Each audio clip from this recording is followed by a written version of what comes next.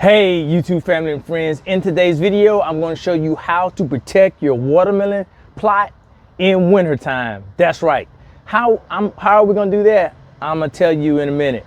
All right, first off, I got a question for you. Are you having trouble with your watermelon plants in the spring or summertime with white flies, aphids, beetles? The list goes on and on and on, and this will work with other areas of your garden too, not just watermelons. Oh, and it says it worked with voles. I will see, because that's why I'm doing this also. All right, so in the last video I planted some garlic. I have some extra cloves. The cloves that were a lot smaller, I'm still going to use them. So what I'm going to do, I'm going to put them around my border of my watermelon plot. This was my 46-pound watermelon area, so I got to protect it, and I'm gonna show you how I'm gonna do it. So first thing I did was I dug a trench around this big watermelon plot because I wanted to make sure I loosened the soil up. All right, it's just like a trench all the way around. If your soil is already loose, then you don't have to worry about it. I don't have to worry about it in my actual plot that's over there. All right, so once I turn it over, I said I'm gonna go ahead and add some soil amendments, what I had left around. I'm using black cow. I already started with that area. All I'm gonna do is slide it on down, and I can work this in just like that. And I am going to use a couple other amendments, which if you look at the video for the garlic that I planted, well, I'll put that video at the end of this video, and you will see all my amendments. I will tell you that I did use some rabbit fertilizer. I will put the amendments in the description below, so just in case you want to check some of it out. So here is the rabbit fertilizer that I purchased, and I'll put that link in the description below. And so what I did was I took my coffee grinder and I grinded up some of the manure, and then I fertilized my area. That is going to be some great fertilizer for my garlic. Next thing that I'm going to do is I'm making a fence of garlic. Now, the reason why I want to use the garlic is the smell is going to repel some of those pests that I talked about.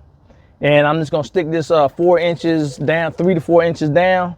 And if I get garlic to actually come up, or I mean, if I get garlic to actually harvest, that's gonna be a win-win too, because I have a lot of garlic planted already over there, and these are the smaller pieces.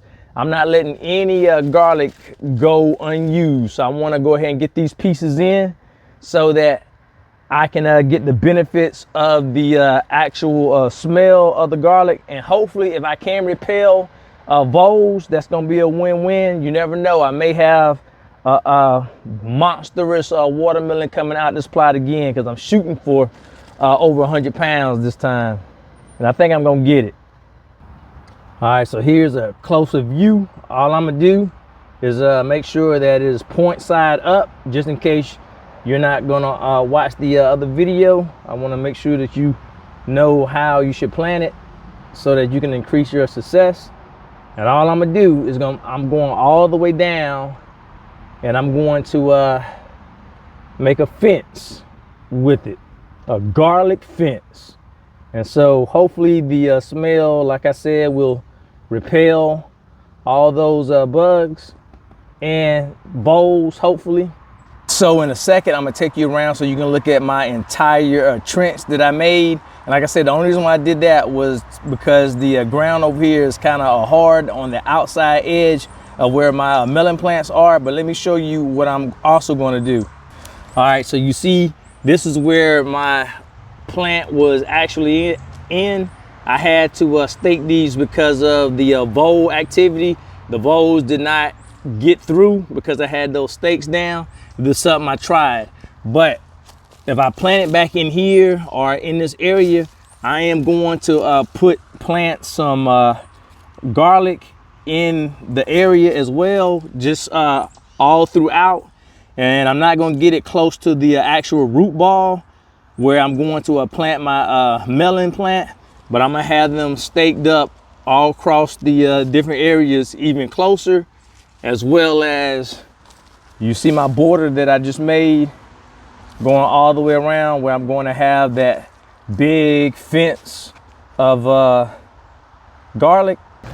This is my way of being proactive, trying to stop all the pests, the caterpillars, the aphids. Oh, you cannot forget the squash bug, because hopefully when all the garlic is up, the smell of the garlic is going to mask my young plants, and the garlic is not going to last all summer long, but it's going to give me a great start, because if I got all that smell of garlic going around confusing the pests, the bugs, even the voles, then chances are my plant is going to get very mature. And so when my garlic has to be pulled out, or if it dies out because I leave it in past time, I will be in a better spot, because my plant will be able to handle the pressure of the pests, because it's a mature plant.